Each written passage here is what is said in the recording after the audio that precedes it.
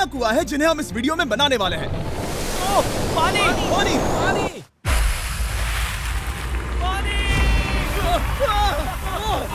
आपने अभी अभी केन्या के एक छोटे से गांव को पीने के पानी का अनलिमिटेड सप्लाई मिलते हुए देखा, वो भी सिर्फ 1 सेकंड में। अभी एक कुआं बना है और 99 बाकी है। आपको ये वीडियो बहुत पसंद आएगा। इन 100 कुओं को मिलाकर 5 लाख से ज्यादा लोगों को पीने का ताज़ा पानी मिलने वाला है। केन्या की इस साइट पर कुछ कुएं बनाने के बाद हम नाइरीरी स्कूल सिस्टम के साउथ में गए और कह सकते हैं कि उन्हें हमसे मिलकर बहुत खुशी हुई। क्या हाल है?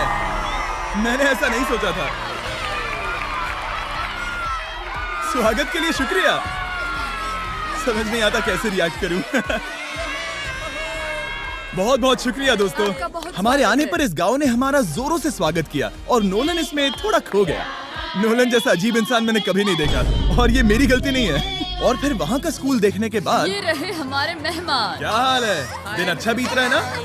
सबसे मिलकर अच्छा लगा। एक टीचर ने मुझे दिखाया कि स्टूडेंट्स कहाँ से पानी पीते हैं, जो कि एक बहुत ही अनसेफ नदी से आ रहा था।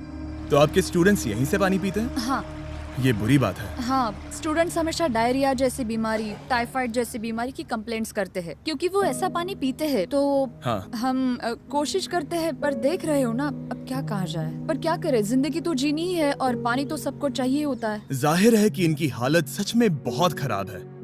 असुरक्षित पानी पीने से इन बच्चों की जिंदगी बहुत कम होती जा रही है। पर कम से कम इस गांव की मदद करने की हम पूरी कोशिश करने वाले हैं। क्या बताइए मुझे फिट आएगा या नहीं? मेरा सिर बड़ा है। देखते हैं पानी मिलता है या नहीं।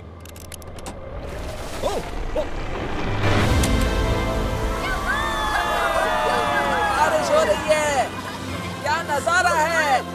पानी जमीन से बाहर आने के बाद उसे ऐसे बैरल्स में इकट्ठा किया गया और बैरल्स को वाटर टावर्स पर लगाने के बाद आसपास के गांव के लोगों के पास सिर्फ पीने के लिए साफ पानी ही नहीं था, पर एक प्रेशराइज्ड वाटर सोर्स भी था, जिसका मतलब है कि लॉन्ड्री के लिए सुरक्षित पानी भी मिलेगा।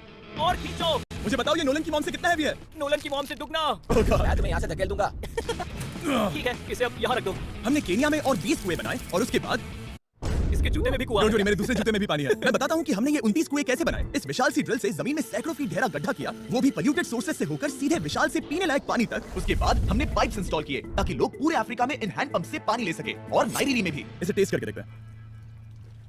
पानी जैसा है। मुझे इस 5 गैलन ड्रम को भरने के लिए 5 मिनट लगे। इससे एक दिन में कितना पानी मिल सकता है? 3600 गैलन एक दिन में। ये न केवल स्कूल के 400 बच्चों को कवर करेगा, बल्कि स्कूल के आसपास के गांव वाले भी इसका अच्छे से इस्तेमाल कर सकते हैं। पानी के लिए शुक्रिया। कोई बात नहीं, ये पंप नॉन स्टॉप 30 सालों तक चल सकता है। आपको लग रहा होगा कि इस तरह का बड़ा काम करने के लिए एक बड़े गवर्नमेंट की जरूरत पड़ेगी, पर ये सच नहीं है। ये प्रॉब्लम सुलझाना बिल्कुल मुमकिन है और ऐसी चीजें करने के लिए इंसानियत को आगे आना ही चाहिए। आपके कामयाबी का राज क्या है? सच कहूँ तो ऐसा कुछ खोजो जो तुम्हें करना पसंद है, उसे लंबे समय तक करो और तुम्हें कामयाबी जरूर मिलेगी। मैं इससे बहुत करीब लाने वाला हूँ, देख रहे हो?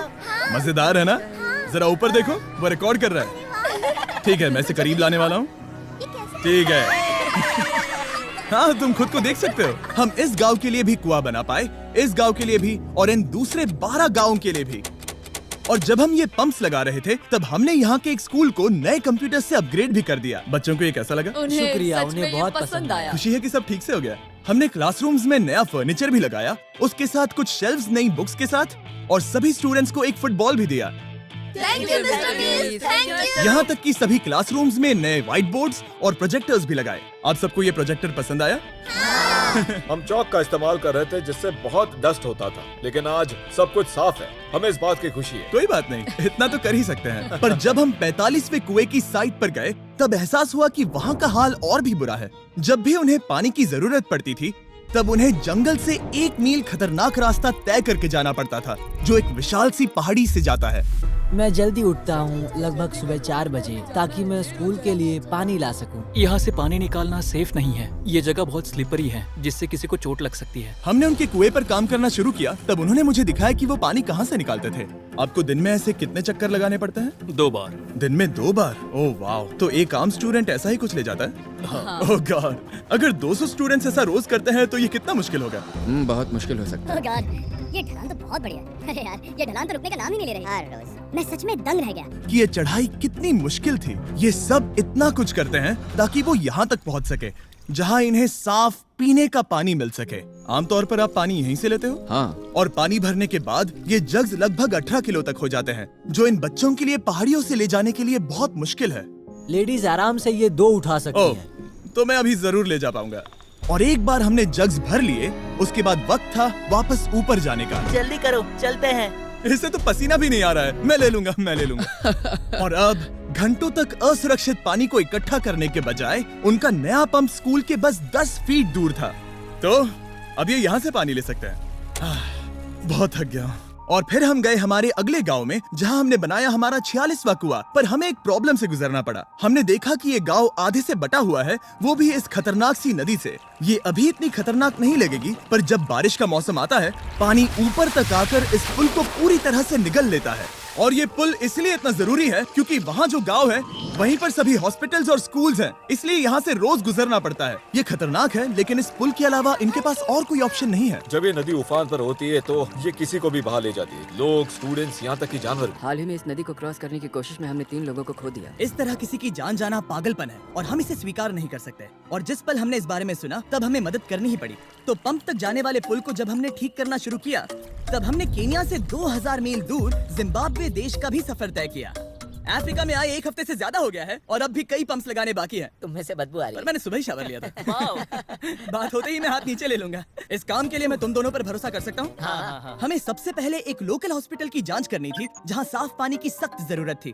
अंदर जाने पर हमें पता चला कि इस क्लिनिक की इस गाँव को कितनी जरूरत थी। 1 साल में यहाँ पर कितने बच्चे जन्म लेते हैं? 1 महीने में करीब 50। इसका मतलब 1 साल में पूरे 600। वाह! पर दुख की बात यह है कि इन प्रेग्नेंट महिलाओं को सिर्फ पानी लाने के लिए 1 मील तक जाना पड़ता है और इन भारी बकेट्स को लेकर वापस आना पड़ता है। पर अच्छी खबर ये है कि हमने इनकी पैसों से मदद की यहाँ पर एक मॉडर्न पंप लगाने के लिए। और अब बस देरी थी इसे शुरू करने की। ठीक है नोलन, क्या तुम तैयार हो? मैं तैयार हूँ। ओवर। मुझे एक ड्रामेटिक जूम इन दो। नोलन, मैंने बटन दबा दिया है, ये काम कर रहा है? आप जाकर चेक करना चाहेंगे? हाँ। वहाँ पर? हाँ, चलो चलिए, चलते हैं। लोगों को पानी मिलता देख मुझे आखिर बहुत अच्छा खुशी हो पानी रही मिल ही है। गया। ये सच में कमाल की बात है। हमारा नोलन एक प्रोफेशनल डांसर है। हाँ। यकीन नहीं हो रहा, मैं डांस कर रहा हूँ। वो कर क्या रहा है? ओह गॉड, सॉरी, मैं नहीं चाहता कि आप इसे और देखें। साफ पानी मिले ये पक्का करने के अलावा इस गांव में बहुत से स्टूडेंट्स को ट्रांसपोर्टेशन की भी दिक्कत थी, तो हमने इन सबको नई साइकिल्स देने का फैसला किया। बच्चे बहुत ज्यादा हैं, पर हमने साइकिल्स भी उतनी ही खरीदी हैं।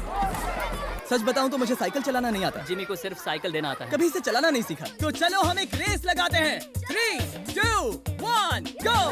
ओह माय गॉड, सभी मुझसे आगे जा रहे हैं। संभल के, मुझे चलाना नहीं आता, किसी को उड़ाना नहीं चाहता। तुम इसे चलाओगे? ठीक है, जाओ चलाओ। ओके।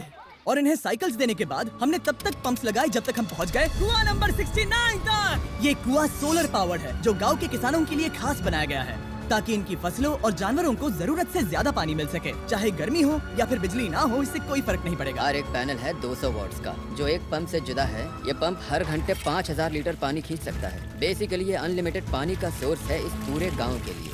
ये बहुत बढ़िया है। और जिम्बाब्वे छोड़ने के बाद हम चाहते थे कि अफ्रीका की सभी कम्युनिटीज को पानी मिलता रहे, इसलिए हमने और कुछ पंप्स बनाए युगांडा में, सोमालिया में और कैमरून में। कैमरून में हमने क्या क्या किया ये देखने के लिए फिलैंथ्रोपी चैनल पर हम जल्द ही एक वीडियो अपलोड करने वाले हैं। इन गाँव में वक्त बिताने पर मुझे एहसास हुआ कि पंप्स लगाना कितना जरूरी होता है। कैसे ये खेती को पानी देते हैं, भूखे का पेट भरते हैं, कैसे ये हॉस्पिटल्स को साफ सुथरा रखते हैं, और सबसे जरूरी कैसे ये आने वाले पीढ़ी के बच्चों के लिए लंबी और हेल्दी जिंदगी जीने में मदद करते हैं, और इससे कम्युनिटीज का भविष्य भी सेफ हम होता है। बहुत समय से इंतजार कर रहे हैं साफ पानी के लिए। Water is life. और कुछ लोकल लोगों की मदद से हमने आखिरकार ये पुल पूरा कर ही लिया, जिसे ये कम्युनिटी अगले 100 सालों तक इस्तेमाल कर सकती है। कई जिंदगियां बचेगी, परिवार एक साथ आएंगे, परेशानियां चली जाएंगी। इस वीडियो में हमने जो 100 पंप्स लगाए हैं वो कई जिंदगियां बदल देंगी, पर ये काफी नहीं है। इसीलिए मैं चाहता हूं कि आप जाने से पहले beachphilanthropy.org/wells पर जाएं और मुमकिन हो तो पैसे डोनेट करें। मैं सच कह रहा हूं, हमें इस वीडियो से एक पैसे का भी फायदा नहीं हो रहा है। इस वीडियो से जितने भी पैसे आएंगे वो 100% इन पंप्स को बनाने में खर्च होंगे, वो भी पूरी दुनिया में। पता है ये अजीब है कि एक यूट्यूबर को ये सब करना पड़ रहा है, पर किसी को तो करना ही होगा। अगर कोई नहीं करेगा तो हम ये करेंगे ही। आप देख सकते हैं इस काम से कई कम्युनिटीज की जिंदगियां बदल रही हैं।